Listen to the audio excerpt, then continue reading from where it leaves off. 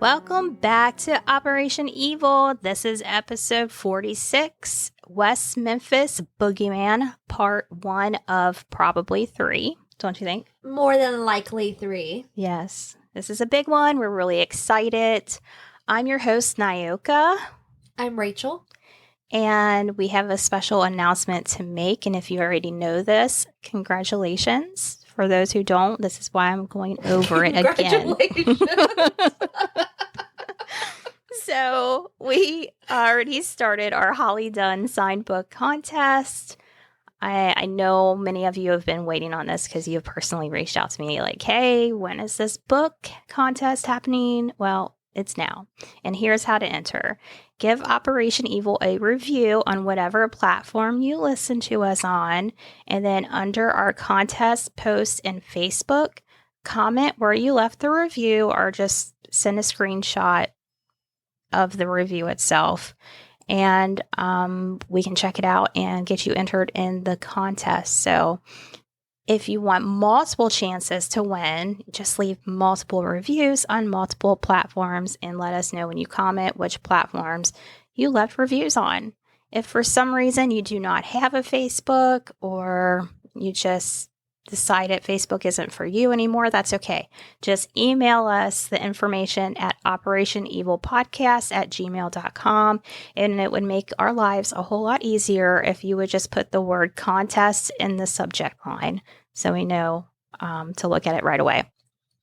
This contest will close on Thursday, May the 12th at midnight, and the winner will be announced on Friday the 13th, sometime that evening.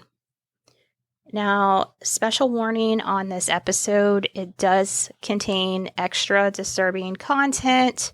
Listener discretion is advised. This story will also bring in a lot of religion and politics. It is just how the story is and where it was located. All of these things will be mentioned, and it doesn't represent us in any way or fashion when it comes to that. So we're just stating facts. It's very thought-provoking, and yes. It can be very hard not to get opinionated, to stick with the facts, and so we're going to try our best. But we will give our opinions too, just not so much on religion and things like that. Right. Just on the stupidness of the stupidness, the silliness. Yes. So Rachel is going to, this is her baby. I mean, she's the one that told me about this story. You did. I've read Damien Eccles' book. I got Nyoka to follow him on, was it Twitter? I think that and Instagram, maybe? Yeah. So yeah, there is so much. There's a lot of information. There's been so many podcasts on the story. So, if you don't get what you want out of this or you've got more questions, just email us. Like, we try to do thought-provoking stories to start conversations. And so just email us. Tell us your opinion about the story, just whatever you've got on your mind. And if Damien Eccles listens to this at all and you want to come on the show, just... Or Jason Baldwin. Yeah. Or any of the parents. Or... any of them. Anybody that's related to the case. Yeah, we would love to hear from you. We'd love to have you on. And on a side note, Rob Flynn still has not responded. I cannot have sent him 20 emails. 20? That's it? I sent him a top 5 with a bonus number 6 of why he should do a podcast with us. And he hasn't answered. Maybe if our listeners would advocate for us, yeah, I think, and reach out, that could help. Yeah, I think. I cannot believe he hasn't responded. He's probably like, who are these stalkers? He has no choice. She's like, reasons you need to be on Operation Evil. Reason 1, you'll love us. Reason 2, we love you. Reason 3. Seriously, like, no joke. Like, in his band's new video, there is the artwork that we have featured for our logo. It's in his video, so it's a sign. It's definitely a sign. I believe in that kind of thing. We both do, yeah. Yeah. Things happen for a reason. I know a lot of people don't like that saying, but I know. Okay, so also too, so of course, some of the names that we will be saying, we might mess them up like we always tend to do. We're good at that. And when you hear the Terry Hobbs, I'm sorry, but I've already changed his name to Toey. Yeah, I accidentally called him Toey, and she just thought that's I'm the going best with Toey thing Hobbs. ever. So if you hear Toey Hobbs, it's just the way it's going to be. Yep. Okay, so this is a lot. You ready? I think I'm ready. This is going to be so much. I'm so excited. And we're going to kind of circle back. So try to stay with me. Like, I know it's going to be hard, so You can do this. we got it. Yeah. Okay, so we're going to start. Oh. And also, yesterday was the anniversary of the death of these boys. So we kind of wanted to pay our respects. Absolutely. This year, I think is like 20 years or something. Or like, what's the math? It happened in 1993. Yeah. So actually, no, it's been way longer than that. It happened in 1993. How many ever years ago that was? 29, I think. All right. So on May 5th, 1993, in West Memphis, Arkansas, Christopher Byers was reported missing by his parents, John Mark and Melissa Byers. And from here on out, I'm just going to say Mark Byers instead of John Mark. They were reported to a patrol officer at their home around 8 o'clock. So they called the police department and a patrol officer came out to their home. They told the officer that Christopher was last seen about 5:30 in the evening, cleaning up in the yard, and he was last seen by his father. About an hour and a half later, Dana Moore, who lives directly across the street from the Byers, reported her son, Michael, missing to that same officer. Dana had last seen her son, Christopher, and their friend, Stevie Branch, who a little bit later is being reported as missing as well. So I'm going to go over the timeline to kind of sort that out, but all 3 boys have been reported missing. So with Michael, Dana said that she saw the boys on their bicycles, but then she lost sight of them. So she sent Michael's sister, which I believe was a little older than him. She sent his sister out to tell him to come home, but she couldn't find him. Stevie's mother, Pamela Hobbs, she had just finished her shift at a restaurant called The Catfish, I believe. She gotten off of work and she was like, where's Stevie? And her husband, Terry, which is Stevie's stepfather, he's like, we can't find him. So she calls the police right away. A different officer comes out to make that report with her. So she just says, Stevie left with Christopher and Michael after school, and I haven't seen him since then. And when she reports Stevie missing, this is about 9:30 that night. And then just one little thing to kind of keep in mind, too, is how I said that, like, the Byers and the Moores, they live right across from each other. The Hobbs' residence was just, like, a few blocks away. So they lived in the same vicinity in this little neighborhood, like, just walking distance. Yeah. So while these parents are searching for their kids and reports are being made, a call comes in about this bloody and disoriented man at the Bojangles restaurant. Now, this restaurant is like a ways away from... What I'm going to do is in this book, there is a map. And I'm just going to post that so that way to kind of help paint the picture a little bit better. Okay. But the Bojangles restaurant, like, I don't think it was like... I guess the kids could have walked there, but it was like on the other side of these woods that we're going to talk about. Can I just take a moment to say that I love the name of the restaurant? Bojangles. And what kind of restaurant was it? Chicken. I wonder if it's still like in operation. I don't know. I don't know. That's a cute name for a restaurant. Yeah, because I know some of that stuff in that area did change, and like some of it they tore down. Yeah. I just had to interject on that. Like, Bojangles. Yeah, like, oh, let's go eat at Bojangles tonight. Right? So This was a small community too, wasn't it? yeah, yes, very small. So this officer, which is the same officer that took the report about Christopher and Michael missing, she responds to the Bojangles restaurant about this bleeding man. But she does not go inside. She pulls up to through the drive-through and talks to the manager through the window. She gets a call about some eggs being thrown at a house, and so she leaves for that call. Which seems a little ridiculous. I'm Yes. sorry, but it does. Because, I mean, are you going to go into more detail about the guy why they even called? Do you want to say those details? I mean, sure. It's just, okay, so they're in the South, okay? Like, they're in a religious area. They're in the South. They're whatever. And this bleeding black man enters the Bojangles restaurant, and which is located near where they would be discovered. Right. Okay. So he enters and he goes into the women's restroom. But, okay, so the man, he had muddy feet. He was wearing a white cap, a black pants, a blue shirt. He had blood on his face and arm, appeared disoriented. Yes.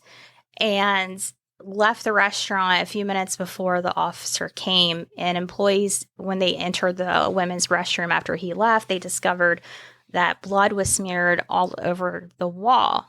So to me, it's like, okay, well, this seems like more of a top priority call than eggs being thrown. Exactly. I mean, you just had a little boy at a house. 2 little boys reported missing. Yeah, so she goes there after the manager calls her about this. Mm-hmm. But what's surprising is she never steps foot in the restaurant. She literally goes through the drive-thru to talk to the restaurant manager. I mean, it's like, what's going on? Well, there's a man all bloody. Oh, wait, I got another call. It just doesn't make sense. It doesn't. And why wouldn't you not at least go inside? Right. And is she the only cop on duty? So, which we'll swing back to this later. Yeah. But when she was on the witness stand for the trial, she said that, the boys were reported in one, jurisdiction or whatever part of the town. And then the restaurant was in another part of town. So she didn't link the two together. Why wouldn't you? I just don't understand it. I don't know. So here's her timeline. Okay. Yeah. So in all this, the time I've gotten from this book called The Devil's Knot. And this was this person, her name was Meverett. I'm sorry, I can't even, hold on, I'll get the name. Okay. She's the only reporter that didn't agree with the verdict. She did a little investigating herself. Mara Leverett wrote this book. So this timeline, that's where I got that from. Okay. All right. And, well, let's say this is a big deal for this one reporter to have a different opinion, because the community itself was very like-minded. And yes. Yeah, I'll just leave it at that. It's so hard not to get ahead of yourself. I know. So at 8:10 p.m., this officer talks with the buyers. That's when they are reporting Christopher missing. At 8:42, she arrives at Bojangles at the drive-thru. Okay? And then at 9:01, she leaves the drive-thru to respond to the egging call. So, I mean, it sounds like that she was there for almost 15 or a little bit over 15 minutes. Why wouldn't you go in? Yeah, that doesn't make sense. And then at 9:24, she's at the Moore residence, and that's when Michael is being reported missing. And also, a fellow police officer is responding to Stevie Branch being reported missing. Now, that night, both of these officers did do a search in the wooded area. And these woods that we keep talking about, they are known as Robin Hood or Robin Wood Hills. They said that some of the older people referred to it as Robin Wood Hills. Hills.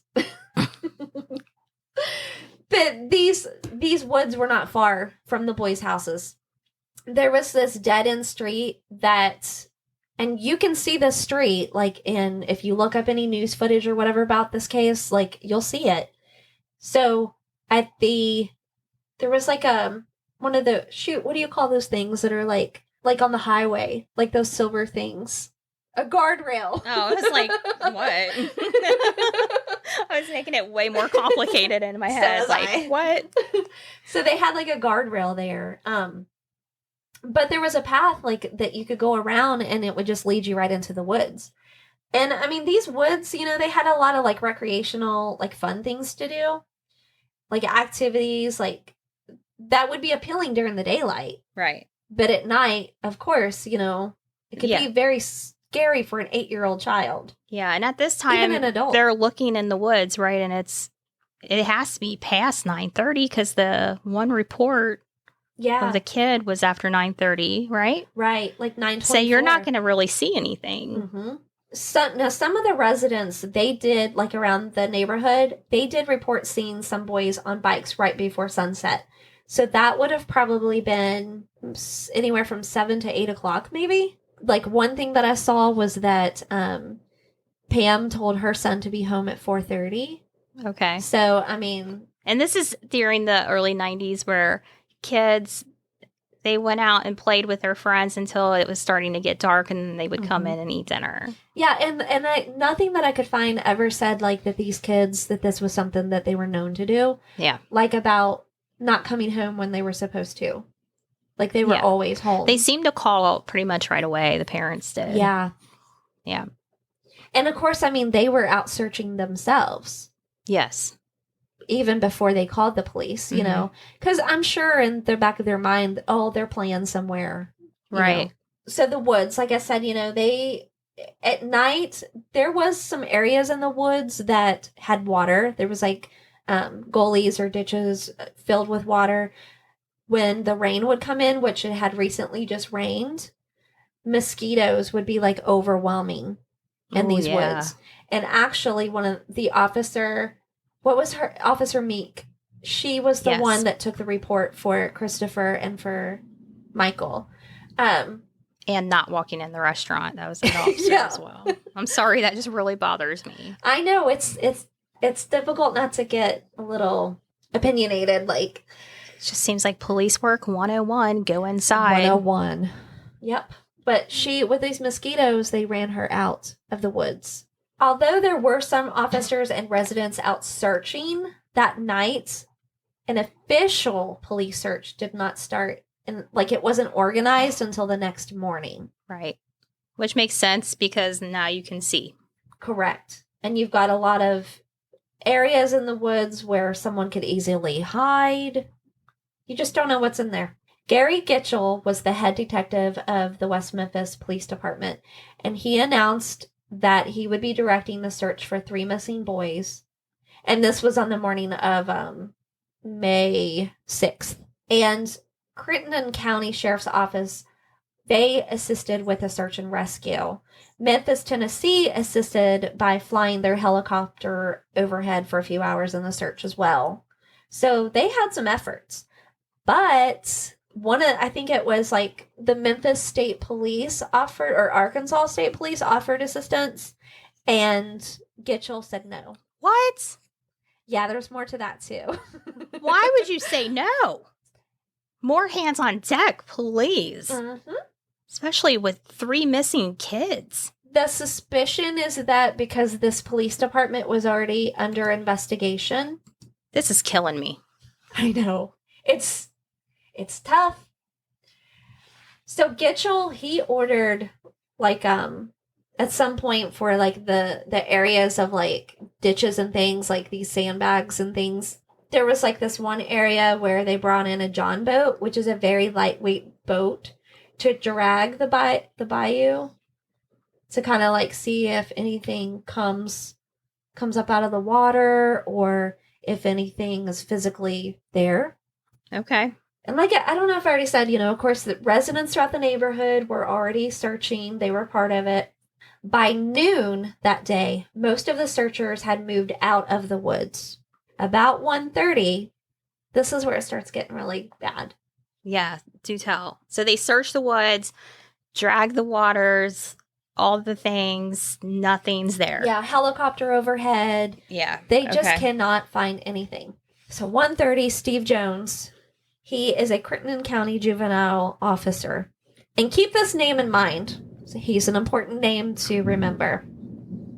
What is that? Is that thunder? It's thundering really crazy right now, and it's just so fitting for this story. Oh my gosh, yes. Whew. Yeah, okay, yeah. All right, so Steve Jones, he finds... Okay, so let me kind of see if I can paint this picture for you.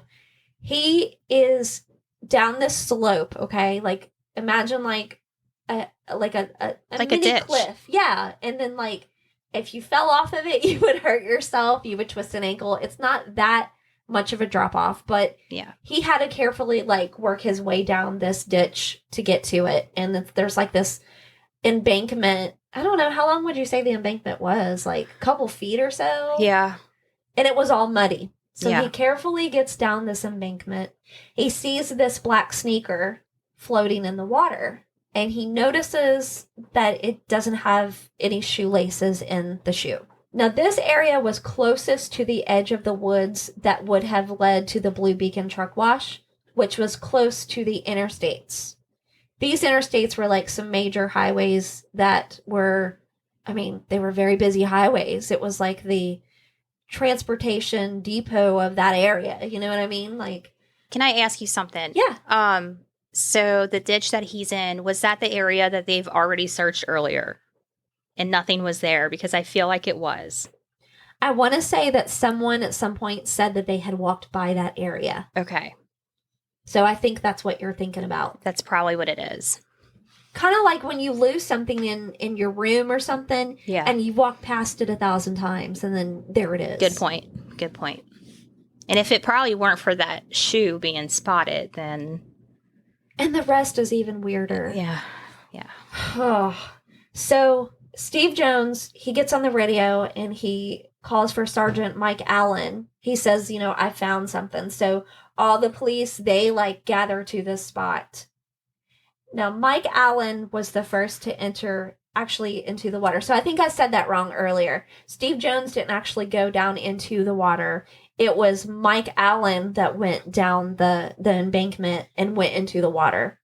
Yes. So Steve Jones is standing on this little overhang mini cliff thing, seeing this shoe. Okay. Okay. He spotted the shoe and so the other guy. Yeah, Sergeant Allen goes went into the in water. Now, this water isn't, it's maybe up to his knees. He's able to get down on kind of like a crawling situation, and he's filling in the water with his hands at one point. Oh. So the first thing that happens is that like, so you know how when you step into mud, like in a creek or something, yeah, the mud like sucks into your shoe. Mm-hmm. This is what happens to his shoe. And he's got on like work clothing, like dress shoes, right, dress pants, right. Police uniforms weren't as casual right then as they are now. So his shoe gets stuck and he goes to raise his foot. And these bubbles start gathering around this area. And all of a sudden, this little boy floats to the surface. And with this, like, there's like this sound. And I would imagine that sound of like that mud and that water would be very... Like sloshy? Is that even the word for well, like, it? Stick with you. Yeah. So this little boy comes to the surface and... He realizes he's, of course, passed. This little boy is Michael Moore. So at this point, they leave him in the water, and he continues to keep looking. So Detective Ridge, his first name, is it Brian? Bryn? Where at? Bryn? Let's just go with Brian. And then Ridge. So he enters the water, and he's wading through the water as well. And the thought was that the other two boys are here too. Like they automatically, like, you know, they've got to be here. He's the one that kneels in the water. See, there's so many people involved, I keep getting their names confused. So Ridge is the one, he kneels in the water, he's on his hands, and he's kind of crawling through, and he's trying to feel for something. So he feels a stick, and it's like, stuck into the mud. So he grabs a hold of it, and there's a child's white t-shirt tied to it. And then he kind of like looks over back at Michael, and he feels bad about just leaving Michael there in the water. So he goes to Michael, and he takes him out and places him up on the embankment. I'll kind of get into the details of that after that. So immediately it was known, like I said, to be Michael Moore. Michael's Cub Scout cap and shirt, along with his jeans and two more pairs of pants, two more pairs of sneakers without the laces, were found right after that. Ridge found more sticks stabbed into the mud with clothing attached to them. All pieces of clothing except a sock and two pairs of underwear were found as well. And then one thing that they kind of found intriguing was the fact that all three pants were buttoned and zipped, but two of those pairs were turned inside out. Interesting. Right. And it seems like with the whole sticks in the mud and the clothes and stuff, from what I've heard in the story, is they purposely put these sticks in like that, like in between, to hold them down underwater. Right. Which will make sense when she tells you how they were found. Are you going to say how they were found? Okay. So further downstream, Detective Ridge found Stevie's body next, and then Christopher's. And this is at 3:20. The detectives find the kids' bicycles about 30 yards away. These bicycles are found there's this big, huge pipe that you can walk across, from one thing of the woods to the other side. But the bikes were underwater. So there's a video where they're standing there on these pipes, and there's these two bicycles. And it's also in the documentary if you choose to watch it. But I'm going to warn you, it's called Paradise Lost. There's 3 parts. It's on HBO, right? HBO? Yes. And it's super graphic. It shows everything. And I'm not kidding. It shows the crime scene. Which is frustrating to everything. Us because with what we do for a living, it's I don't know how they got by with that. Where was Just For You then? Yeah, I was how are they showing the minors this way? I don't know. But anyways. The names, everything about this investigation is just so, I don't even have words for it. Yeah. Sorry. Bear with Nayoka and I on this. I know. It's just, oh. Yeah. Okay, so be prepared. I'm going to tell you how the all 3 boys were found. All 3 boys were hogtied, kind of. Their hands and their feet were tied kind of behind them. Mm-hmm. And they were tied with their shoelaces. That's where the shoelaces were. They did have markings on their bodies. At that point, they had thought that one of the kids was beaten in the head and things like that. I'm not going to go into too many details about it. Just know that they don't really know what the cause of death was. At this point, they're speculating what the causes of death were. And we'll get into that a little bit more when we get to the trial part. Are you going to talk about how Chris Byers was found? Do you want to say it? Well, I know you have trouble saying these details, but I always like to put all the details out there. It's pretty important.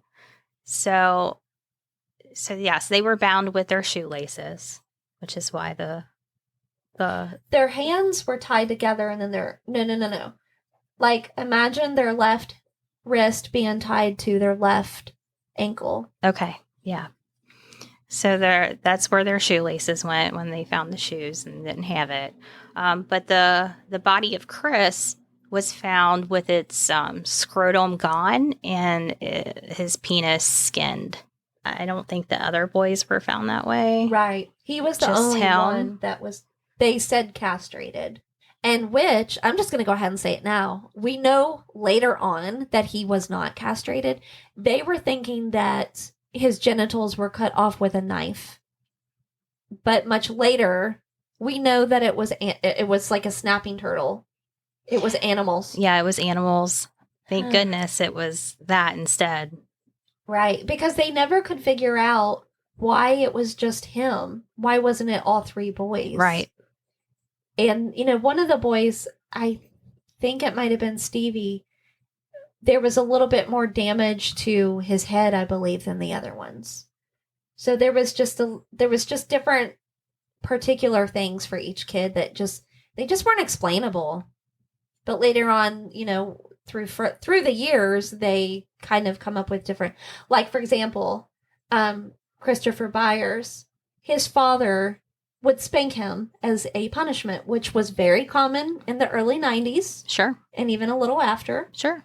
So they thought, because there was this marking on Christopher's face, I believe, they thought the shape of a buckle from a belt. So they thought that he was like beat with a belt. Oh. But I believe that also turned out to be from animal markings and things like that. That part of the stuff will probably be in episode 2. Yeah. The evidence. Yes. So the coroner was called, though, 2 hours after the first body was found. 2 hours. So, I mean, it's hot. I think they said it was like about 80 degrees. Yes. And keep in mind the mosquitoes, the flies. The humidity. Uh-huh. Plus they were in the water. So it's throwing off time of death, I'm sure. Mm-hmm. It wasn't until 4 p.m. that the boys were pronounced dead. 4 p.m.? Mm-hmm. Wow. And by that time, too, media was already on the scene. Like, as soon as these boys were... that all the media around got word that there was 3 little boys missing, like, media was, like, already there. Like, when you first watch the documentary, it's like, how are these people already there? They were probably listening to their scanners back in the day. Is that what it was? Exactly. Yeah. And that's exactly it. Yeah. And that plays a key point into this whole investigation, too, because we'll get into it. There's so much.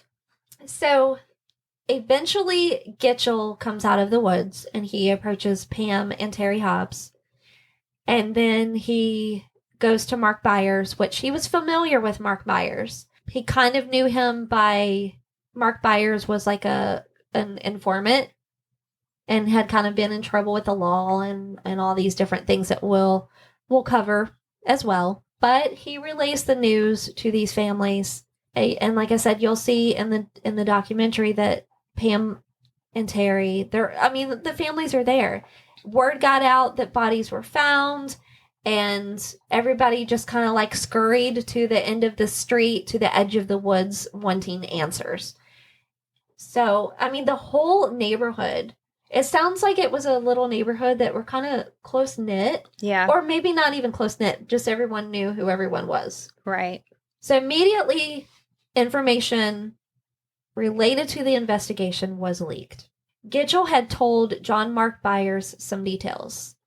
And like I said, keep in mind, he kind of knew Mark Byers. So it was kind of like I'm here for you. Like, we're going to get through this kind of thing. The Byers told the media, which in no way it was malicious or carelessness on his part, and not even on Gitchell's part, because media from Jonesboro, Memphis, and Little Rock, they were the ones that rushed to the scene, and they were pressing for more information. So, can you imagine? This father is distraught. He just wants to know what happened to his baby. He's just talking. And this Mark Byers was a talker anyways.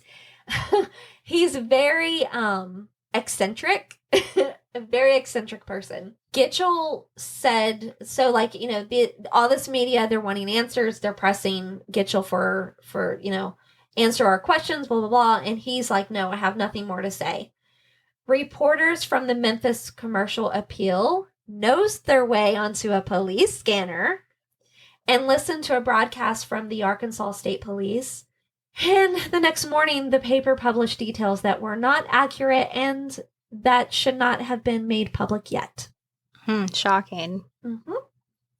So, like I said, this is a key point about the investigation. I don't remember what the little specific was of it was just like a little detail that was not accurate, but Gitchell was pissed.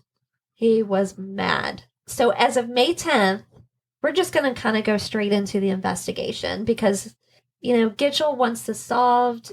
3 kids. The neighborhood is scared. So on May 10th, there hasn't been any arrests yet, but Gitchell is reassuring the public that his officers are tired, but we're going to make it. So we're going to kind of switch back to the family. Just a little bit of a side note thing. So all 3 boys are 8 years old. And between the 3 of them, they're just a little over 4 feet tall. And I think both of them weigh around 50 pounds or so. And one of them is 60 pounds. So between the 3 of them, they're each 50 to 60 pounds. Okay. So little boys. Yep. They all went to the same elementary school. Michael and Stevie they both had sisters. And Christopher had an older brother at home. Now, in this book, there was a movie that was made that was based off of the book Devil's Knot. And in this movie, it features Stevie singing a little song to his mom. And I just thought that was cute. That is cute. It was the Elvis song, That's All Right, Mama, that song. Aww. Now, the kids' funeral also kind of fell on Mother's Day weekend. And between the churches and community charities and things like that, $25,000 was raised for the expenses for all 3 children. And one little note, because we mentioned before about the Cub Scouts, Stevie and Michael both were in the Cub Scouts. And okay. Yeah, there's a video of Pam where she's talking about Stevie, how he loved the Cub Scouts. And I think I remember reading something that Stevie, one of the bikes was Stevie's, and I think it was new. He had just gotten it. In the documentary, do you remember one of the moms had one of the Boy Scout items and was using it as a hair bandana? That was Stevie's mom. Stevie's Pam. mom? Okay. Yeah. I think she had said she had just gotten it back. When I was looking for more information on the kids, I couldn't find a whole lot, and I found that really disheartening. Mm-hmm. And then where Melissa Byers, I think you were talking about earlier, was talking about her son Christopher. Yeah. How he was it sweet? She was talking about how sweet and loving kind he was. And good-hearted, or had a loving heart, wouldn't hurt anyone. She was talking about this school report that she wrote, or that he wrote, a little notebook, a journal. Mm-hmm. It was a little journal, and he just wrote on one page, "I love my mommy." Oh, I know. Yeah, and they were all in 2nd grade as well. Now, the families, we know in today's age, when something like this happens, who do they look at first? The family. Someone. Yeah, it's normally how it goes. Yeah. So, they were of interest, but it wasn't really a focus. No. Now, Mark Byers, like I said, he's the eccentric one with some problems of the past. Mm-hmm. They did interview and question him. At one point, he was given a polygraph, but it just steered more toward that it was a stranger, and then satanic devil worshipping came into the picture too. Yes, there were definitely rumors started that it was the work of the devil. Oh, I'm so sorry. And one little note, one detail that I forgot I wanted to mention about Michael was that his father said that he was a funny kid. Aw. And I think I remember seeing something or reading it that he was like a little Bart Simpson. These kids, oh my gosh. They're so cute. Stevie had little spiky, little blonde hair. Yes. And Michael looked like a poster boy of just this. You know who he reminds me of? Remember the dude that played Ryan in the OC? Yes. He reminds me like a younger version of him. Super young version. And then Christopher was a spitting image of his mother. He looked just like his mother. Yeah. Exactly like her. We'll have pictures on Facebook of them. Yes. They're so cute. Now, when the detectives would talk to the families, not much note-taking was taken.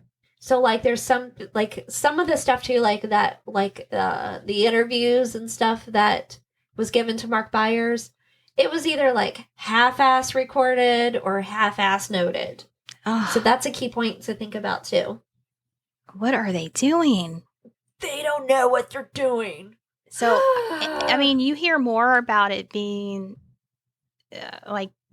devil worshippers and cult activity than anything. Yeah.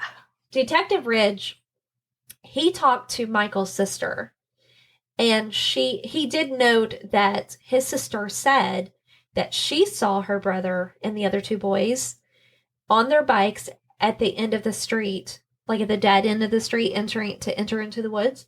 She saw them there. And she saw Stevie and Michael go into the woods, but actually she never saw Christopher at all that day. So to recap, Michael's sister saw Stevie and Michael go into the woods, but she never saw Christopher. And she saw them on their bikes. Now, it was also said that Christopher was on a skateboard at one time, and someone saw him on the skateboard, and then a little bit later, they saw him on the bike, on the back of one of the other boys' bikes, and his skateboard was just like left on the street somewhere. Now, rumors and facts were difficult to sort through. That's one of the key. I'm sorry, I keep saying key, but like, I know. It was just so much. Yes, it was just like a point made in the book that I just thought was so important that Mara made, is that rumors and facts were hard to sort through. These tips were coming in like the whole time. I mean, it would be simple things, but contradicting, like they were seen at 6:30 and then they were seen at 6. At one point, they were seen on one side of the woods over by the truck stop and the interstate and the service road. Then they were seen at the same time on the dead end of the street entering. Oh my gosh. So just conflicting things. An unfamiliar man was also seen in a white van, and that was reported being seen in the area, but nothing ever came of that. And then a friend of Michael's, and I'm not going to say the little boy's name because why was his name ever released? Right, that doesn't even make sense. This little boy would have been 8 years old too. Mm-hmm. This little boy, like I said, he was a friend of Michael. His mother, Vicky, reported to police that he saw Michael talking to a man in a maroon car. Now, he said that this man was a black man. Oh, really? Uh-huh. And that he had yellow teeth. But what was like contradicting about that was that, so this man supposedly told Michael, my mother sent me to pick you up. So this Vicky's son, I'm just going to say A. Okay, so A overhears Michael talking to this man in a maroon car. My mom wants me to take you home for her. But Michael came straight home after school. Maybe the man attempted.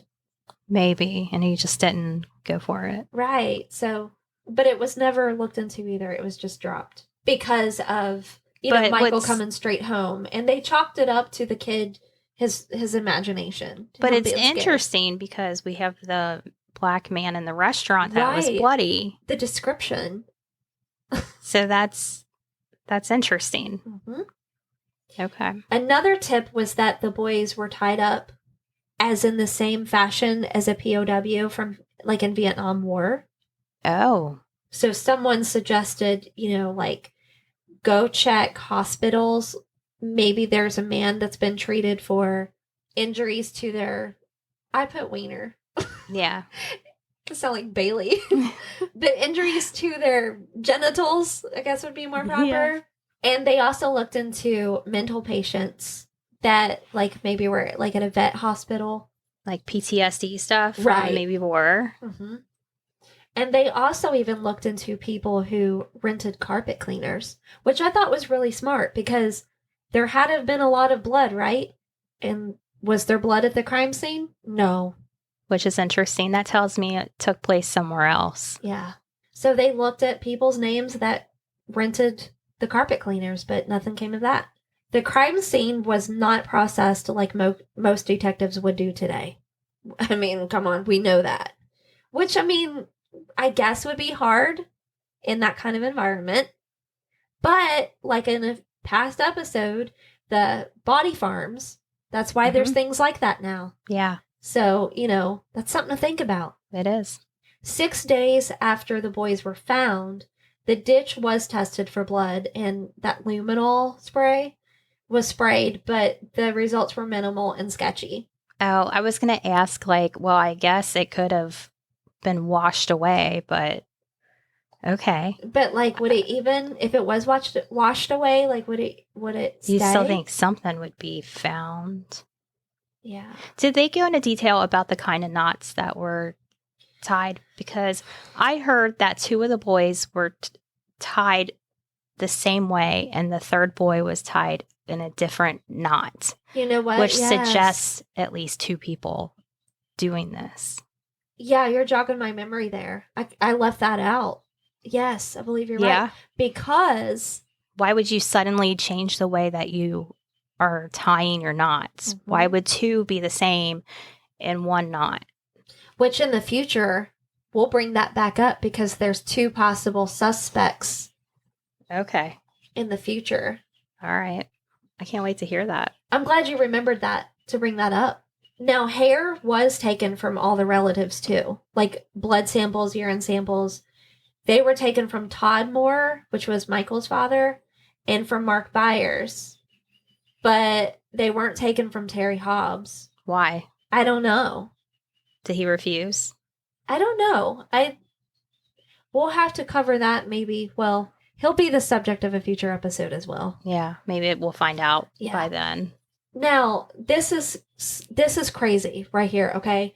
So, now keep in mind, this is an area that people, maybe they go fishing, maybe they go hunt. There would be reasons why you would find these items out here in these woods, okay? Mhm. And remember, they drained the ditch. Okay, so they found from the crime scene that they turned in 18 knives, 3 wooden sticks, a tire billy, an ice axe, 3 hammers, a hook, a rope, hair samples. They took hair samples from 41 people, blood and urine samples from 11 people, foot impressions like from the mud. They found shoes, and they found, I guess there was like pieces of, well, actually it says boxes of clothing was turned in as evidence. So that might have been like what was taken from what they found, like from Christopher, from the boys. I don't know exactly if there was other pieces of clothing found in the water or not. But there was also a mason jar that was filled with water that they wanted to see if the water matched any of the boys, like if there was water inside their bellies. Okay. They wanted to see if that water matched. So all of this stuff was turned in. That's a lot of stuff. Yeah, it was evidence that was taken from the crime scene. I mean, I don't know. Now, on May 26th, Gitchell is like getting like more like wound up. He sends a letter to the crime lab officials, and he's like pleading with them to like hurry the hell up kind of thing. I mean, those weren't his words, but that's what he's wanting. So he's pleading for any information to assist with the case. He commented, quote, "We feel as though we are walking blindfolded through this case." He asked for the times of deaths. Dr. Peretti, who was the medical examiner who did the autopsies, he found urine in 2 of the boys' stomachs. What? Yeah. Okay. So he was like, "Can you tell me what that is about?" Like, just pleading for any information. Yeah. Like, just asking questions like, do we know this? Do we know this yet? You know, 2 days later, he writes a letter to prosecutor John Fogelman. John Fogelman ends up prosecuting this case. He writes about the lack of communication from the medical examiner's office. He specifically stated his need for the autopsy report. So Gitchell is surprised to find out that Fogelman and another prosecutor goes to Little Rock to meet with the crime lab police. You don't do that. Usually prosecutors do not involve themselves to that extent with the investigation. It was said that Gitchell was not happy about this and that he made a comment, "Maybe you can learn something from the medical examiner's office to assist us with something that the police, for some unknown reason, had been unable to learn directly." Wow. Yeah. And the way it was written was like, that was very like, yeah, sarcastic. With the frustration and no leads, the investigation leads to the gang or cult theory. So this is where the cult theory starts to really come into play. And this wonderful of a person, Jerry Driver, is like fixated on Damien Eccles and 7 other people. 7 other people? Yeah. Wait for this shit. Wow. So Jerry Driver is a county juvenile officer. Now, I think we discussed this earlier. He's not like he hasn't been trained. He's basically just a glorified counselor that watches over troubled youth. Okay. So Damien had kind of like, this is where we get introduced to Damien Eccles. He brings Damien's name into this. Jerry Driver does. And Steve Jones. So Damien Eccles is one of his young people that he's kind of overseeing, like watching over, you know, making sure that he's doing better. He's had some mental health issues. He's been into a little bit of trouble. So he's just overseeing, like a youth counselor kind of thing. Yeah. Okay, so Steve Jones, the one who found the floating shoe, okay, is Driver's assistant. Steve Jones, who found the shoe, is Jerry Driver's. They work together. They both work in the juvenile detention kind of center. So Jerry Driver's first thought was of Damien Eccles. As soon as he found out about these kids being murdered, he was his first thought.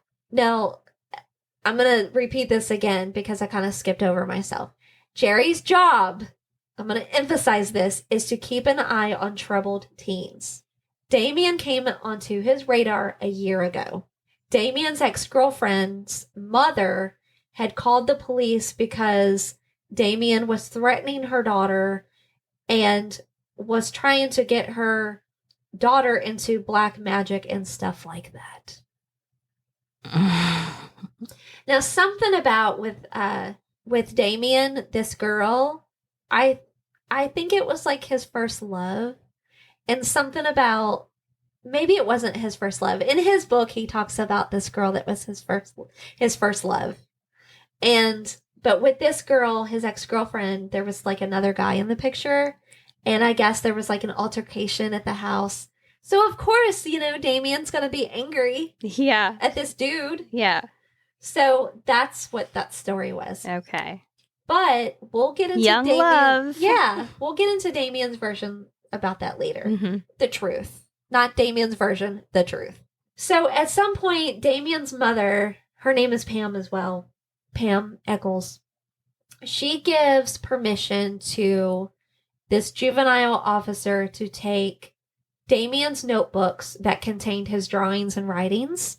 She gives him permission to take those items out of her house. Oh, no. So now they have possession of these notebooks, and it's just writings and poems and lyrics taken from Metallica songs. Yeah. And other things, drawings.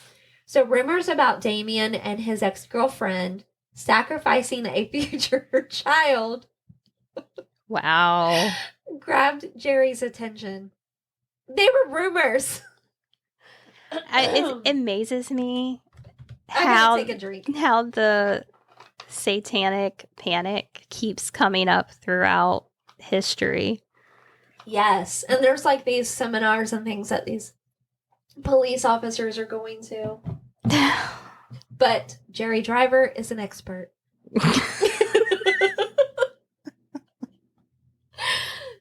So more ridiculousness about Damien's.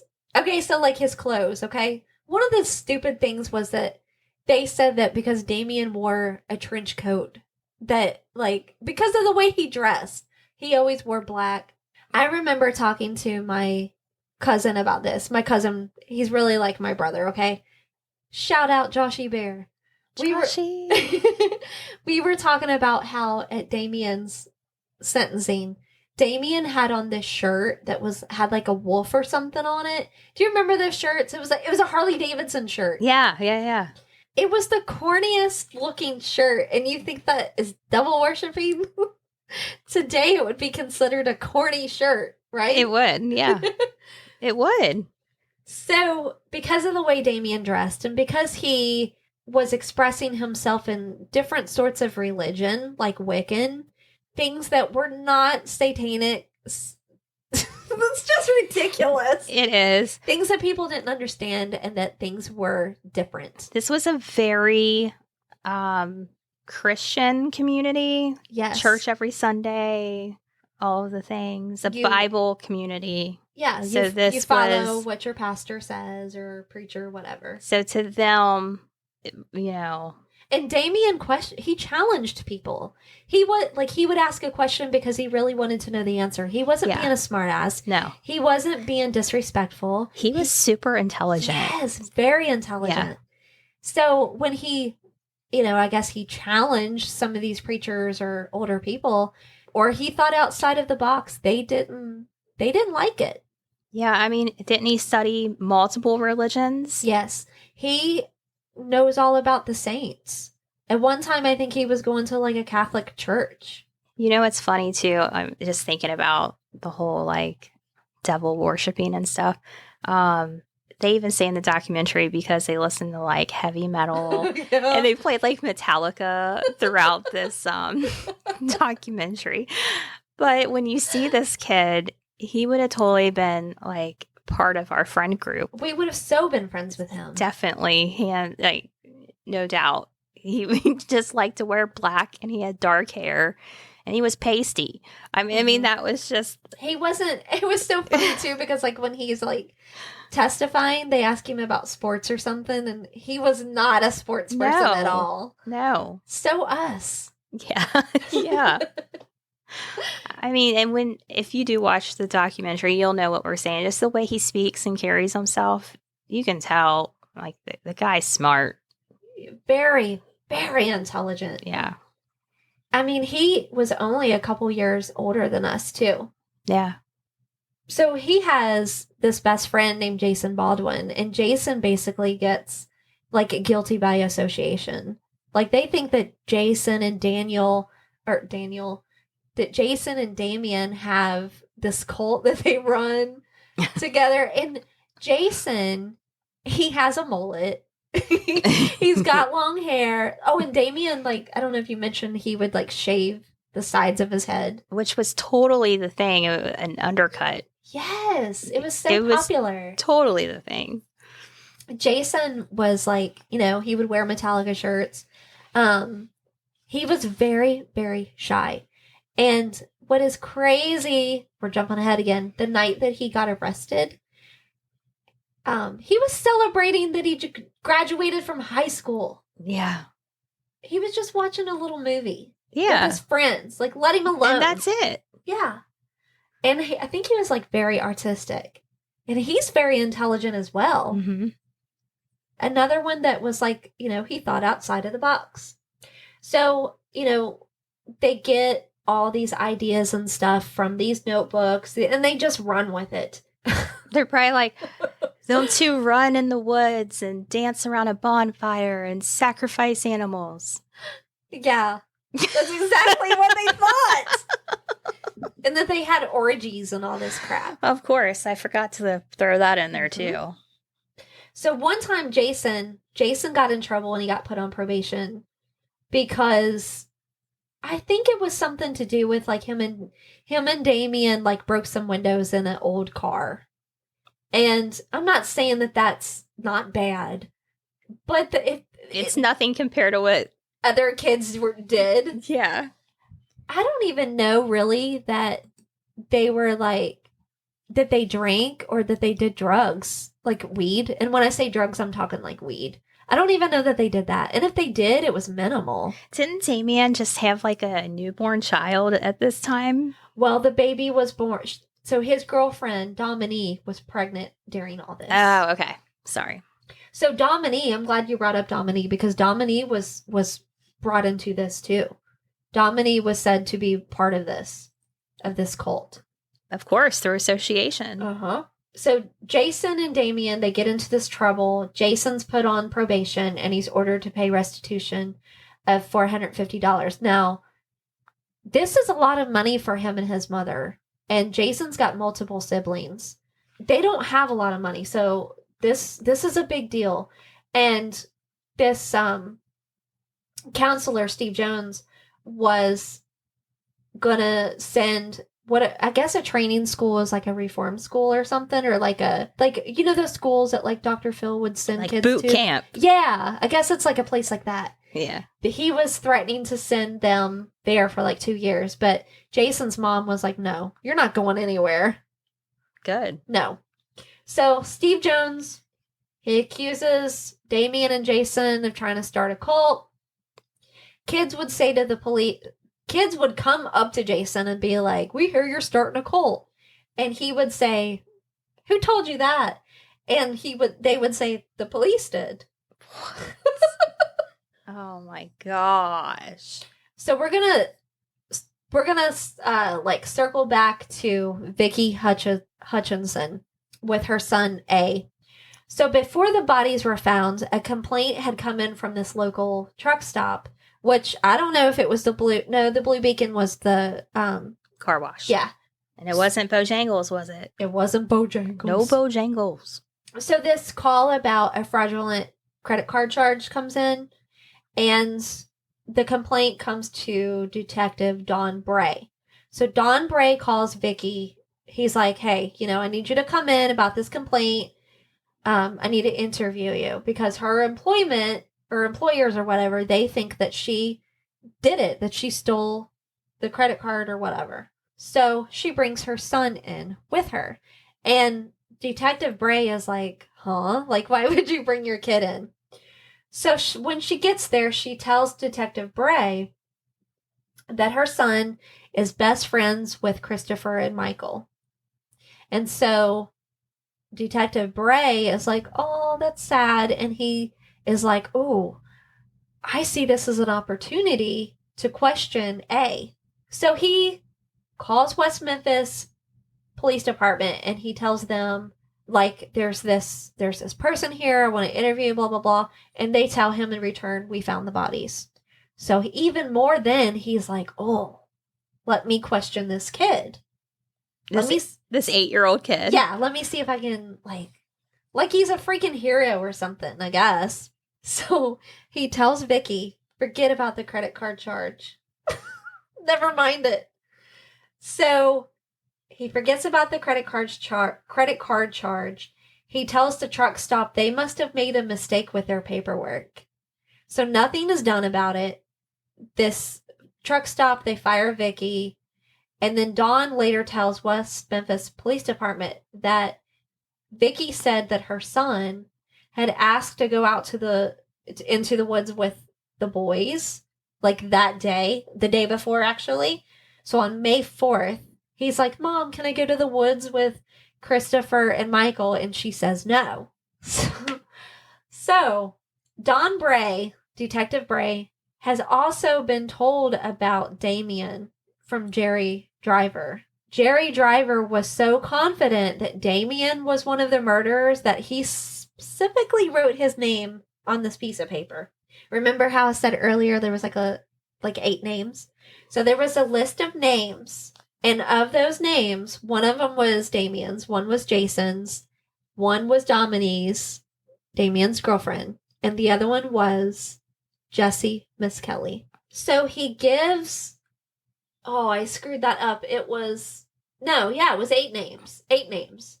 So he gives this piece of paper to Detective Bray, and then, he takes the piece of paper and sticks it in his pocket, as a thing, "I'm going to solve this case, I guess." Whatever. So on May 7th, this is 2 days after the bodies are found, a day. May 7th, Lieutenant Sudbury, who was in the narcotics department, gets with Steve Jones and he goes to Damien's house. So the two team up together. They go interview Damien. Again, no notes were taken. On day 3, and all of this is because Steve Jones and Jerry Driver have Damien in their sights. There's this kid's really different, so... Right, that's the only reason why. We're going to target him. I could not find any other reason for, there's nothing to tie Damien to. He didn't even know who these boys were. On day 3, on May 9th, that list of names that Jerry Driver gave to Don Bray the list gets given to Sudbury, to Detective Sudbury, who, reminds you, is in narcotics. Yeah, why would that even... Right. Okay. Then Sudbury gives it to Shane Griffin, a fellow narcotics detective. So we've got Jerry Driver gives it to Don Bray. Then it's given to Lieutenant Sudbury and what's this other dude's name? Shane Griffin, who are in narcotics. Is this like the telephone game, but with a piece of paper? Yes, it is. That's a perfect analogy. Or whatever. So Griffin teams up with Detective Bill Durham. Now, Bill Durham is the expert polygraph detective. Or I should say, how would you say that better? Like, he's a detective, but he's a polygraph expert. There you go. Got it. Okay, so they go to see Jason Baldwin. I keep thinking of a famous actor when you say Baldwin. The Billy Baldwin of all them. So, just so happens that when Detective Durham and Griffin go to see Jason, guess who's there with him? Who? Damien and Domini. Oh, of course. So this turns into kind of like, it's not like an interrogation, but they're questioning them. They were asked where they were on the night of May 5th. Jason says, we went to my uncle's house. I cut the lawn. Damien's father picked all of us up. Damien went home. Dominique went home. I went home. And then, like, at some point, they had asked Damien's mother. And, I mean, it all checks. Everybody said the same thing. There might have been a little bit, like, because, like, I think that night, like, Damien's mother and father went out or something. They were all together, like, I don't know, they went somewhere. So one little detail that doesn't even really make a difference was off. It doesn't matter. Their stories matched, is what I'm getting to. Yeah. Not being told at all that they were suspects. The boys were questioned. Sudbury had prepared a list of questions for Griffin and Durham to ask the boys. This is so hard to keep track of all these detectives. Yeah, there's a lot. Why is there so going many on? people involved? And why weren't they working the day all these calls were coming in? And where's Gitchell? The lead detective. I don't know. Where is he? Okay, so they were not read their rights and no parents were present. I think that's illegal, isn't it? Yeah. Okay. Jason was like, what, 16 and Damien was still 17, not 18 yet? Damien gave Griffin personal health information, and so Griffin noted it that Domini was 4 months pregnant and that Damien used to be involved in Wiccan. And like I said, Damien did have like some mental, like depression issues and things like that. Just like 90% of America. Yeah, so it sounds like that, you know, that was kind of used against him too. Damien was asked if he knew any of the boys, and Damien said that he had heard of them, heard they were mutilated, drowned, and one of them was cut up more than the other. But, like, he didn't offer the information. Like, it was like having a conversation with someone, like someone asking you, like, oh, did you hear that so-and-so? And then you kind of, like, come back with, yeah, I heard this. Of blah, course, blah, blah. the whole community knows this already. Right. It's like a hot topic. Mm-hmm. So, you know, if he was asked something, Damien would answer. He was asked about, you know, taking a polygraph test and how he felt about the questioning. And he was asked why his, you know, like, would your prints be at the scene? And he was like, well, I don't know why they would be. He said they won't be. Answers were not suspicious. They were typical. Like, he said that he was scared, like, of being asked those types of questions and that he would pass the polygraph test. Mm-hmm. Now, Jason was asked the same questions. He was asked, how do you think the killer felt? And Jason said, I don't know. He felt like he was a suspect being asked these questions. And then something was said, too, about, like, Damien was asked about, like, how do you think these killers felt or something when they were, killing these kids? And Damien answered it like a criminologist. Really? Yeah, like, well, it was a thrill kill, or he probably enjoyed killing the kids. Yeah.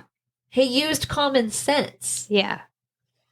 Now, Jason's mom, her name's Gail, she pulls up and she's like, what are you doing talking to my son? Like, you need to go, you need to leave.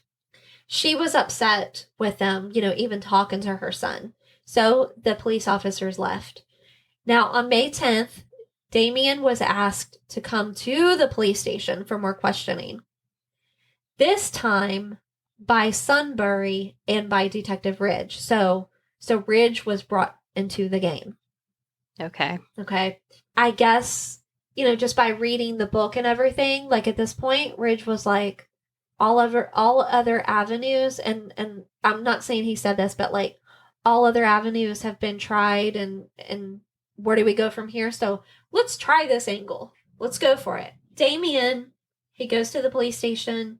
They note that Damien was cold and unemotional.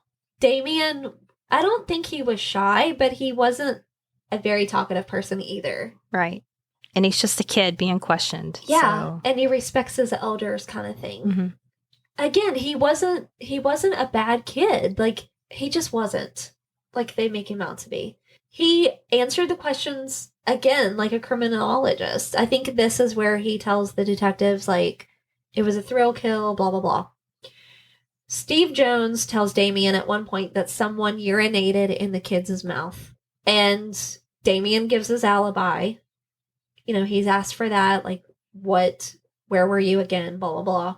So he says, he tells him again that he was with Jason and his girlfriend part of the day, then with his family for the rest of the day. They took blood samples and urine samples from him. They gave him a polygraph test, and there's no record of the test. Interesting. Yeah. So we have no notes or half-written notes. We have people not walking into places when they go on a call. We have no results from the polygraph test, which shouldn't even be used anymore, period. It's not Right. even. Why was it a fallback? I don't even know. It's not even proven to be like a legit. Yeah, like it doesn't hold up device. in court, right? Right. It was said within 4 days of finding the bodies that Damien and Jason were suspects. Like, just within 4 days of Poor finding the kids. bodies. I know. They didn't have a damn chance. No. So, talk of evil and monsters were featured in church sermons. So that's why we bring the church up, because it was talked about in church. And, I get it. People are mourning. They're scared. Who do you turn to? What do you think of it? Well, everybody needs to solve it in their mind, too. They need someone to blame. Yeah, and as soon as you know that person... So now they have someone to blame. Right. And then you're safe. You feel safe. Even in the USA Today paper and in People magazine, it was talked about in those papers as well. Like, and the story was also featured, which we'll have to see if we can find footage, like, a little bit later. Mm-hmm. It was featured on America's Most Wanted. Oh. I didn't know that. I didn't know that either. A reward was set up by police as well, a $35,000 reward. Now tell me that the money had nothing to do with anything? Yeah. I mean, these people were living paycheck to paycheck. Yeah, like all these tips coming in, and then, I mean, just imagine, okay, like, you're being told by police that they're Satan worshipers, and you see pentagrams spray painted on an overpass. Of course. I mean, police are telling you one thing, you're going to believe it. And he's a Wiccan, so... Right. A tip had came in from someone named L.G. Hollingsworth. Now, this person was a cousin to Domini, Damien's girlfriend. Now, L.G. supposedly knew something about the murders, or that he could have been involved. Here we go with the polygraph again. He was given a polygraph and failed when he was asked if he knew who killed the boys. he failed. He named Damien like the police knew that he was lying. So He just wanted that money, huh? Yes. So he names Damien. Police also questioned LG's Aunt Narlene.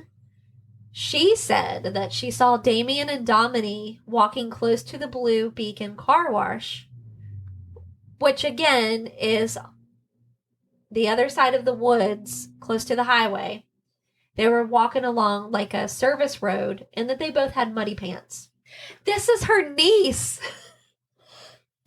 They all need that $35,000. What a tragedy. So then the officers turned to Damien's ex-girlfriend. Remember the girlfriend that the mother, reported, she called the cops on Damien because the fight, blah, blah, blah. So this ex-girlfriend, which was young as well, I think she was 16 or something, she was given a polygraph. She failed. When she was confronted about failing, she gave Damien's name. Damien's mother, Pam, was then questioned on the 12th of May. She was asked about Damien's whereabouts, which matched again. Everything checked out. Everything matched. The next day, Detective Dawn Bray interviewed this Vicky Hutchinson again. Now, she had her son with her once again. Dawn asked her if she knew anything about occults or devil worshippers. And she said she didn't. And then a couple days later, she calls back and she tells him that the kids in her neighborhood knew something about the local cult and that she was going to play detective. Now, mind you, this is May, 13th or something. So people are already talking that there's a cult. Now, this is how Jesse Miss Kelly gets brought into the situation. Yeah, because he's got a whole lot to do with this story. And he wasn't even friends at all with Damien or Jesse. I think I think Jesse and Jason lived in the same trailer park. They knew of each other, but they make it out to be the three were the Three Musketeers, and they weren't. Right. And we'll go into it later, too, is the fact that Damien says that in his book. He talks about, the relationship, what it was with Jesse. Mm-hmm. So anyways, Vicky... So, let me back it up a second. So, remember when I said Jesse's name was on this list from Jerry Driver? Yeah. So, Vicky knew Jason from the neighborhood. Jesse... Did I say Jason? Yeah, he did. Not Jason, Jesse. So Vicky knows Jesse. Jesse would sometimes babysit her kids. He would help her out with mowing the lawn, just little things like that. Yeah. He was just a sweet boy. Just his father was a mechanic or something. Just country boys.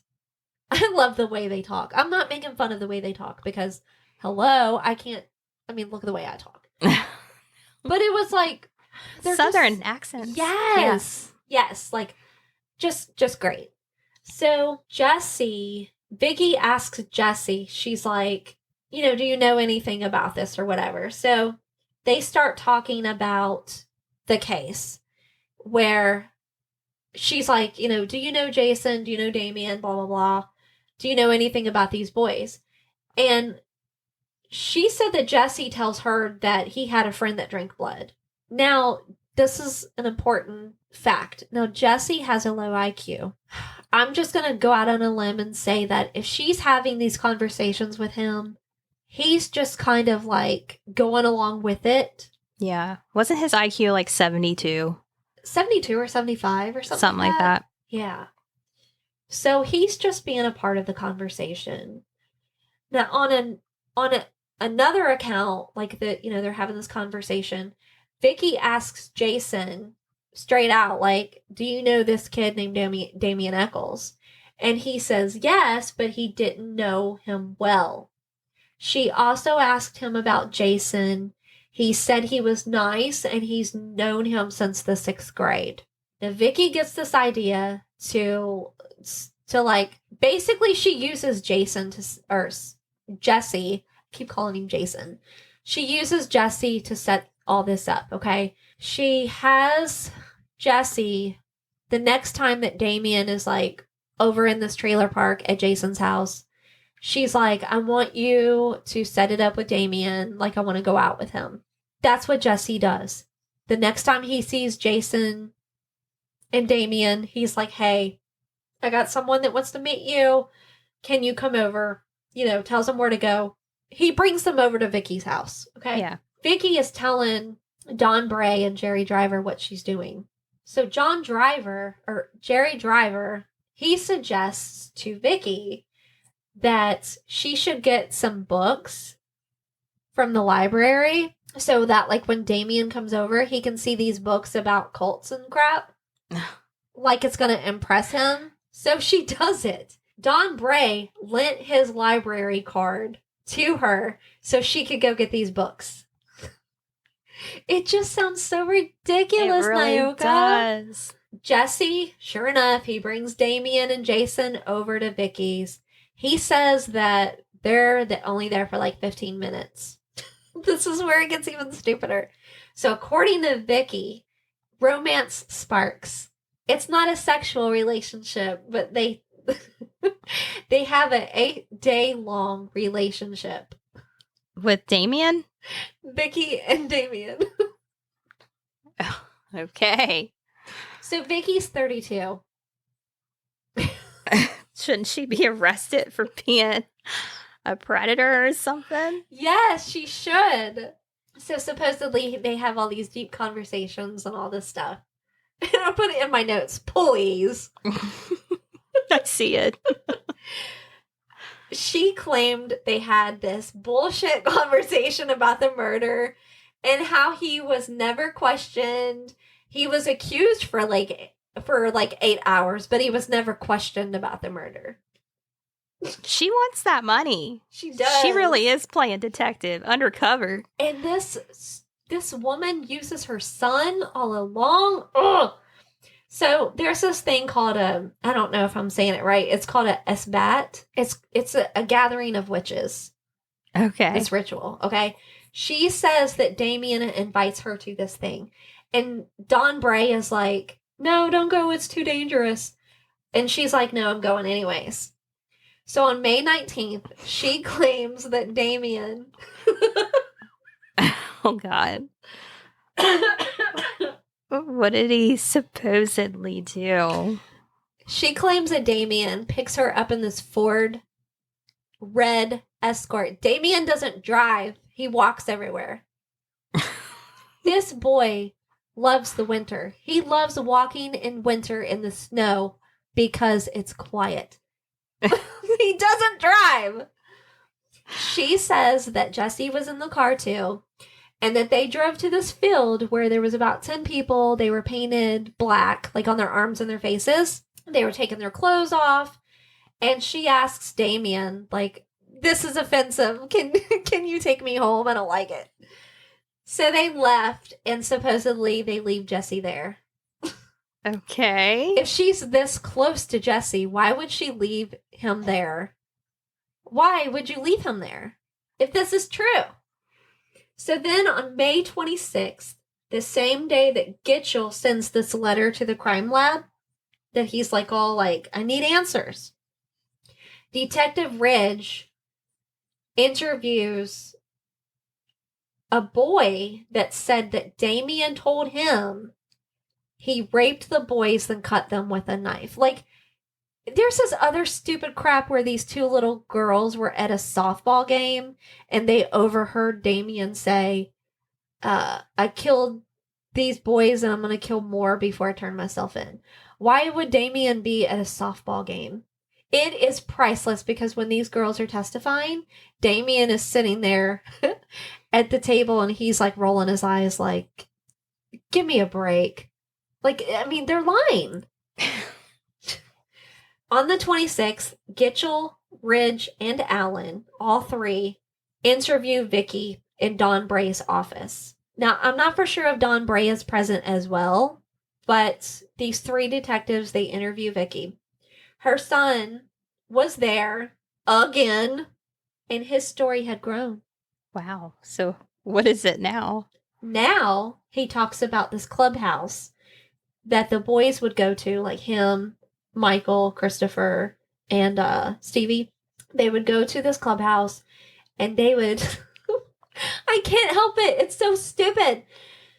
They would see these men chant and do things that men and ladies do. Okay. So that's where the orgy thing comes in. He also says. Now, there's also this earring that was turned over to the detectives that was found in Vicky's home. Now, this earring, it came from Damien, okay? He dropped it while he was in her home, while he was there visiting. And Okay. wait, there's more. Her son saw that same earring on a man who was chanting in the woods. Oh my gosh. Damien freaking did it. It's ridiculous. So, please tell me the police are not buying this. Or are they that desperate? They're buying it. They're buying it. So, a second day. So, this is like a second interview. The kid, his storytelling / interview, it ensues, okay? On this day, Sudbury and Ridge ask Vicky to invite Damien over and record their conversation about the murder. So, they want her to record him talking about the murders. They want her to, like, instigate him. They want his confession. Yeah. So supposedly the tape was poor quality and Damien's voice could not be heard. Oh, what do you know? Well, the tape disappeared. Huh. Interesting. Yeah. So back to Jesse. On the night of June 2nd, Jesse spent the night at Vicky's house because she was scared of a prowler. And remember, Jesse did a lot of things for Vicky. He helped her out when she needed it. Babysit those kids, cut that lawn, but you left his ass at the satanic cult thing. Right. And then you call him to come Babysit. sit with you.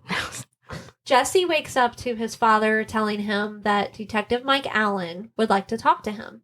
Jesse's father, which his name is Jesse as well. Jesse, the son is called Little Jesse. Jesse's a little guy. He is. He's just a sweet little guy. They leave for the police station at 9:45. Only Little Jesse and Detective Allen. Now, Jesse has no clue whatsoever that he is on his way to be questioned for hours, like 11 or 12 hours, because he's a suspect. That Vicky. Now, on the way to the police station, he's talking to Jesse like, you could really help us out, blah, blah, blah. So they get to the police station and they realize that they need to have Jesse's dad sign this form. And I think this form is like permission for a polygraph. They leave from the police station, the detective and Jesse, to go meet Jesse's dad. On the way to meet with Jesse's father, this detective tells Jesse, there's a $35,000 reward. And if you help us out, you'll get the money. They meet up with Jesse's dad to sign the paperwork, and he is telling his dad what this detective had told him. And so Jesse's dad is like, well, tell him what you know, and I'll buy me a new truck with the money. I mean, it's just a comment, Yeah. Like, it's just, anybody would say that. Right. They get back to the police station. Jesse tells Detective Allen about the kids he saw and what a friend had told him. At one point, Jesse, he was telling Vicky about these kids that he had saw walking along this service road. So it's not known, like, if it was really the 3 boys that he really saw, but at some point, Jesse said he saw some little boys walking. But it's conflicting because it would have been when the boys were in school. He said he saw these boys the morning of May 5th. They would have been in school. Yeah. And then, like, just like the whole town, Jesse was talking about the murder with a friend. So he was just repeating what the conversation, like, well, I heard this one boy was beat up or that he was cut, whatever. Right. Just random stuff like that. Jesse has his polygraph, and At another point, Jesse's dad, one of the detectives, goes back out to like a McDonald's and meets up with Jesse's dad again to sign another piece of paper. Now, Jesse's dad has no idea that he should have seeked a lawyer. He just, they think they're just doing police a favor. Right. There was not a form signed to waive Jesse's rights. But like at 11 o'clock, Ridge and Allen, and then that other detective Durham, they have Jesse sign this form. It's like his Miranda rights. But Jesse doesn't understand it. Like, Jesse does not understand that he basically gave up his rights, is what it boils down to. They took advantage of him. They did. It was over the top. So there's all three of these detectives coming at this boy. Jesse was he like 17? I think so. So Durham, he says to Jesse, do you know who killed them? Would you tell the truth? And he's like, have you ever done drugs? These are the kind of questions that he's asking him during this polygraph. And he was asked like 3 times. And one of the detectives says, I think it was Durham, says, I've seen you. Yeah, because he was in the narcotics. It was the one that was in the narcotics department, which was, I believe, Durham. He says, I've seen you sell drugs.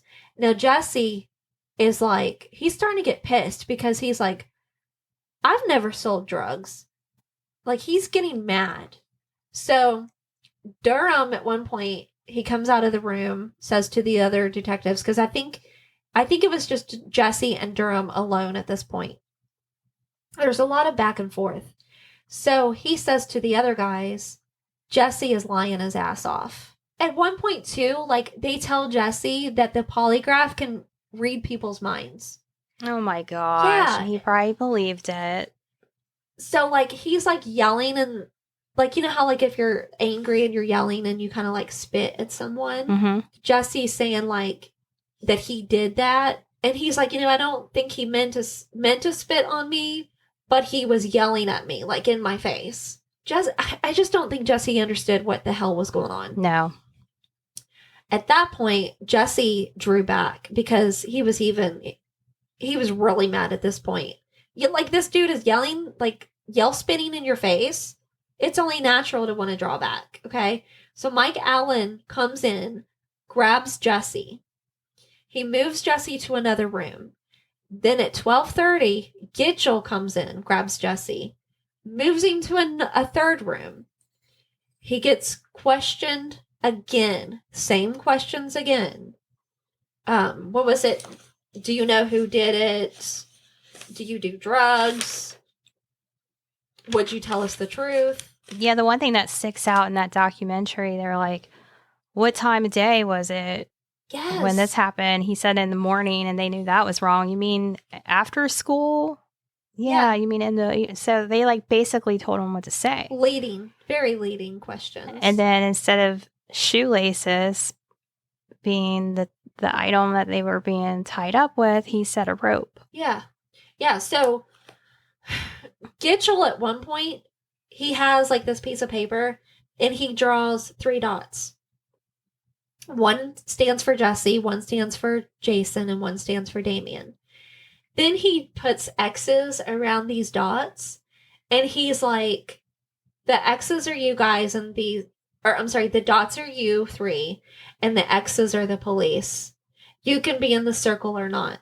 Okay. And Jesse's like, well, yeah, I'm helping the police. Like, I want to be with the police. They show Jesse a picture at some point of one of the kids too, of the murder scene. And like,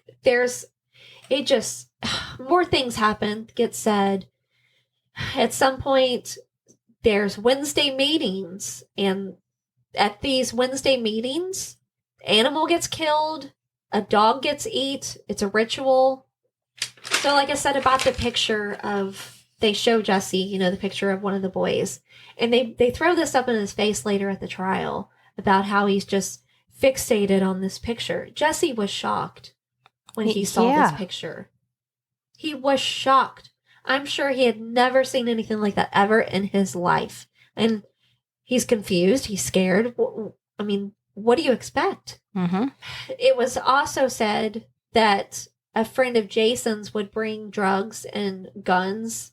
Now, all this crap was like, I think all of this was said by that little boy, Vicky's son, that there was also a briefcase that was filled with drugs and guns that Damien and Jason called him. It's just absurd when I read it, okay? They also played this recording of, which later they found out that it was Vicky's son, A. And he was saying, nobody knows what happened to me. And it was taken from like an interview that they had, like the 600 interviews that they had with A. They played this recording and made it seem like it was one of the three boys. So now they're playing games with his mind. So yeah, I mean, supposedly there's this briefcase of guns and drugs, and there's this ritual sacrifice of a dog, and then they eat the dog and all this crap. At 2:00, Jesse tells Gitchell he was present for the murders, and the interrogation was then taped. So the taped part starts at 2:44. There's only 34 minutes of it that's recorded. Gitchell, Allen, and Ridge are present for this. Now, the answers that are given by Jesse, they're all vague answers. Like yes, no, not really detailed. And the details that are given are prompted by the detectives, like, which is what you were talking about. Right. The time of day, the murder weapon, the rope, what have you. How were the boys tied up? Just things like, are you sure it wasn't 3 p.m? Right. They were leading him to the answers they wanted. Until he got it right. I think one of the points, too, like, he pointed at Christopher Byers. No, he pointed at, I think it was Michael, and called him Christopher Byers. He got one of the names mixed up. Because I think the picture that they showed him was of Christopher Byers, which was the castrated one. Oh. And I think he called him Michael Moore. And one of the well-known things is that supposedly, now this is what they convicted him on, was supposedly that he grabbed Michael Moore and held him so that Damien could grab a hold of him because he ran away. So, I mean, Jesse didn't even know the names of these kids or what name belonged to what kid. So at 3:18 in the afternoon, the interview ended. Jesse's been at the police department for 6 hours. He's been questioned, polygraphed, and then questioned 2 more times from the arrival of, say 9:45, within 6 hours. There's a 20-minute break, and then Gitchell starts another interview. Now, the time that it was started is unclear. It's not documented. The first interview, the timing of the event was in the morning. So, like, during what we were just talking about, the timeline. Yeah. So, the first interview, Jesse's talking about what happened, and this is all happening in the morning while the kids are at school. But when they come back after this 20-minute break, everything's taking place in the evening. Of course it is. After school. Because at one point, it's like, Jesse didn't even go to school. So maybe that's why he went with in the morning, because he would have been home in the morning. Right. So at 5:05, Jesse was offered food, and an hour later, he was brought a burger and a Coke. At 9:06 p.m., Detective Ridge and Gitchell and prosecutor John Fogelman met with Judge William Rainey to discuss probable cause to arrest Jesse, Damien, and Jason, and to get search warrants. So with all this malarkey that they got out of Jesse, they were able to get search warrants to go to Damien and Jason's house and arrest them. Now, just so happened that night, you remember how I said that Jason had graduated? Yeah. Jason, Damien, Dominique, Damien's sister Michelle, they were all at, I believe, Damien's house watching a movie. That's right, because Jason's mother, Jason normally babysat his siblings while his mother was at work. But to celebrate his graduation, they got them a VCR. Well, Damien's mom got the VCR, but Gail, Jason's mom, gave him the night off and was like, go be with your friends. So they're all at Damien's house. They're watching this movie. Jesse's been at the police station for 11 hours. Now, in his head, he thought the police knew that he was lying because they were lying too. That's the way he was thinking. Yeah. It's a game.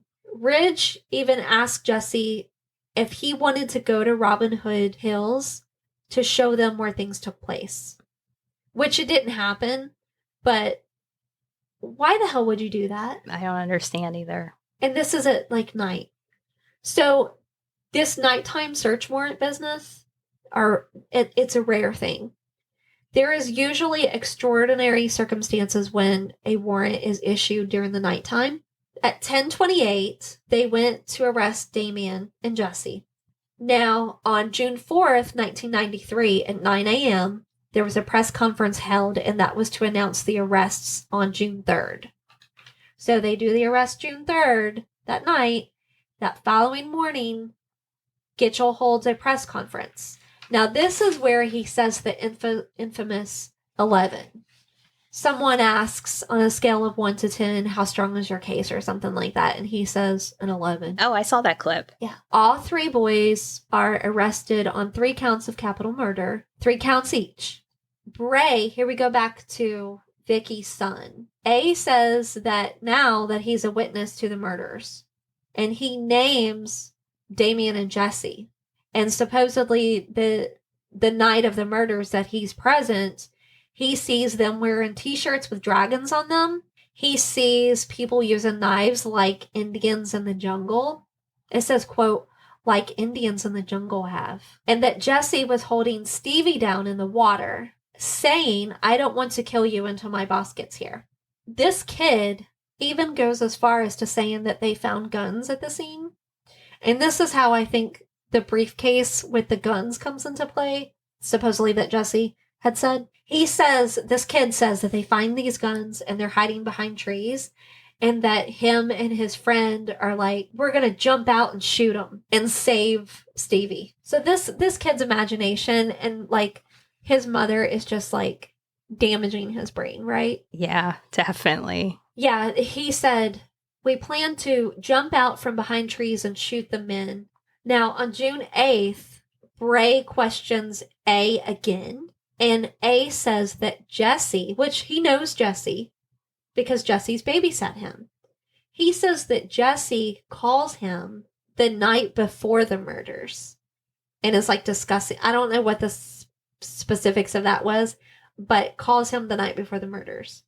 Maybe he really did call him. And keep in mind too that Jesse, when these murders happened, Jesse was in another town wrestling, and people had come in to testify, and there was a sign-in log sheet with Jesse's name on there, that Jesse wasn't even in town. So on June 9th, Gitchell questions A, and this is the third time within, 2 or 3 days that this little boy has been questioned by, 3 different detectives or whatever.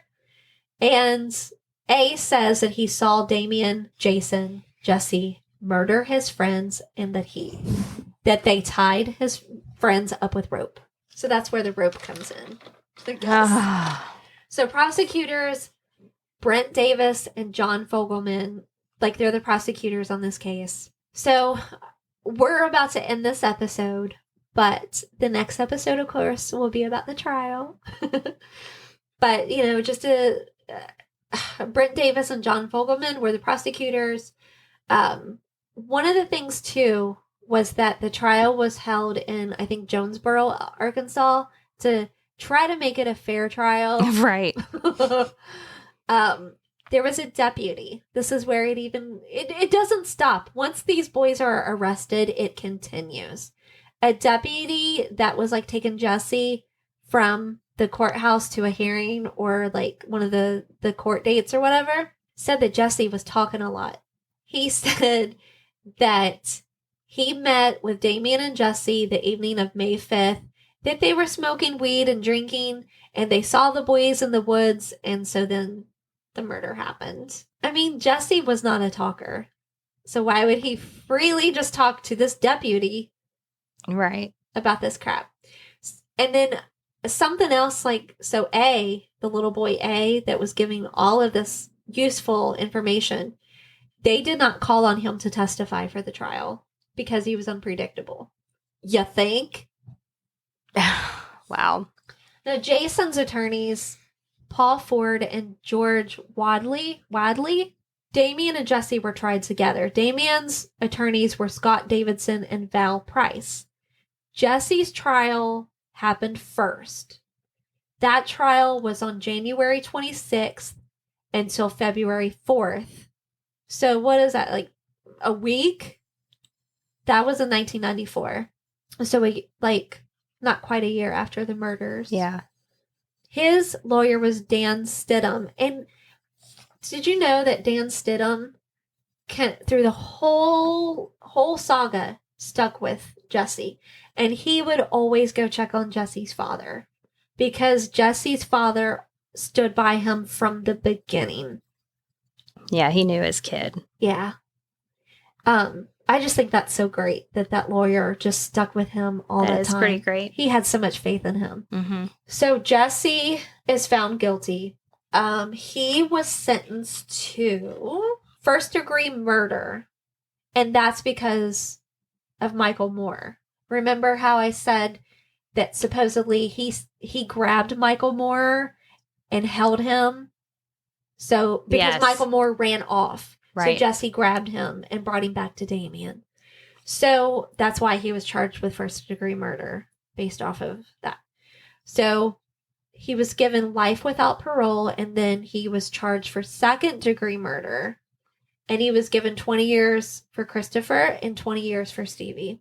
Now for Jason and Damien, their trial was from February 28th until March 18th.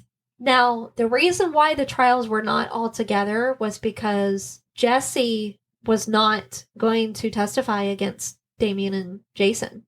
So, and there was another stipulation, which, like I said, we'll go into when we do the episode about the trial. Yeah.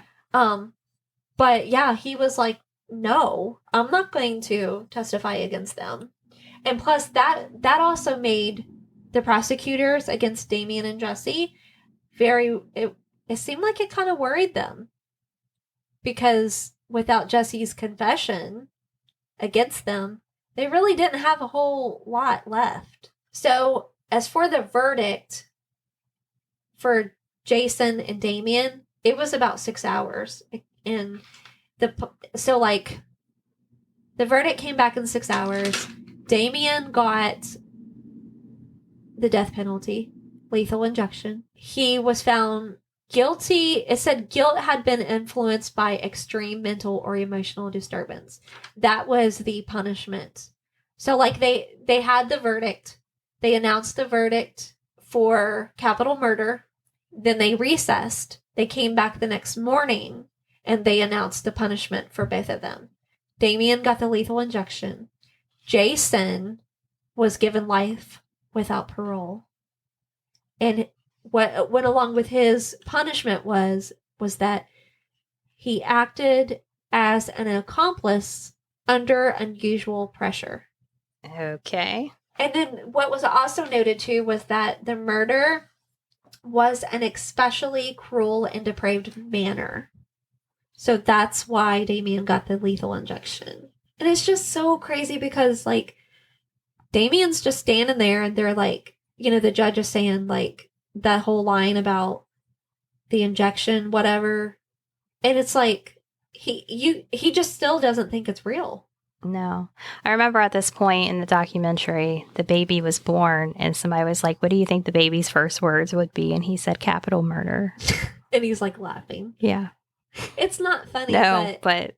So May 5th, 1994, which would be exactly a year later, was determined as the date for his execution. Immediately, they started the appeals. Immediately.